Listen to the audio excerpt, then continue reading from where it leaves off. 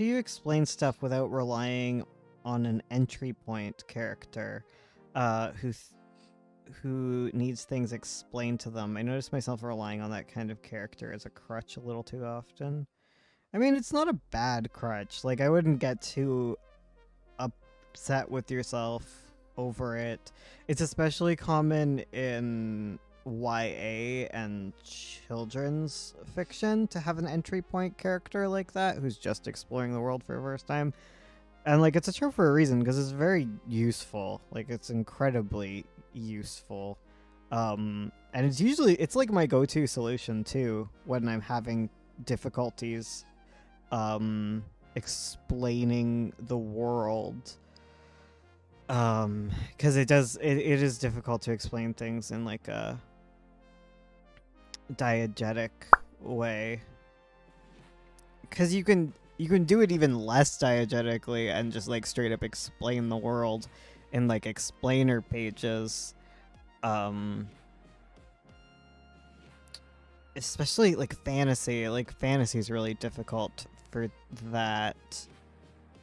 That's what I'm struggling with right now. Our last critique, me trying to fix the scene for easy to understand.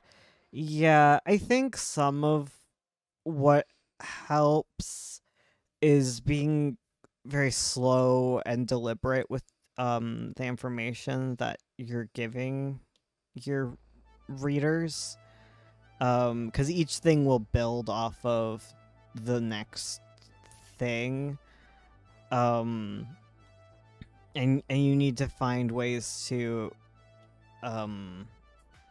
explain one thing at a time.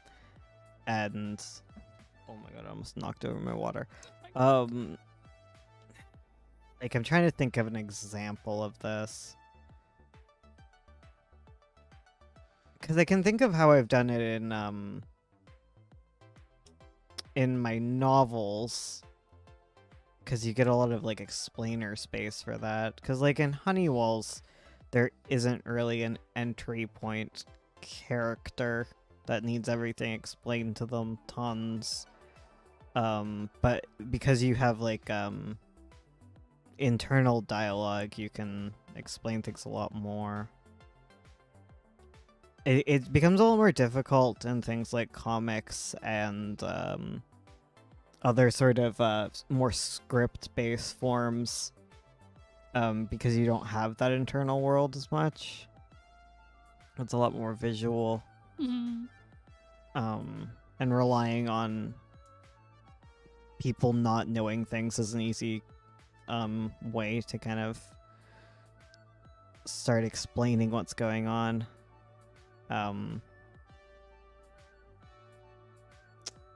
Yeah, I'll keep thinking about it, but that's a good question. I think the main point would be don't be so self-conscious about it. It's like being self-conscious about using words to write your story. It's just kind of like, it's one of the building blocks that's really helpful, and most people aren't even bothered by it. Yeah. As long as you kind of shuffle out who the entry point character is, because you can have an entry point character who is aware of the world but isn't necessarily aware of certain aspects of it, because not Totally. everyone knows the entire fantasy world around them. If you pass the duty around a bit to like multiple characters, like each of them has specialty in different parts of the world, that can make it a lot more chill. I guess I deal with that kind of in Avo, because like you're gonna have like characters who are used to like what the immortal world is like, and then you have characters who are used to like what the mortal world is like, and neither of them is our world, so they have to explain it to each other, which helps, I guess. Yeah. It's more real. It's getting even more real in here. The playtime. Oh god.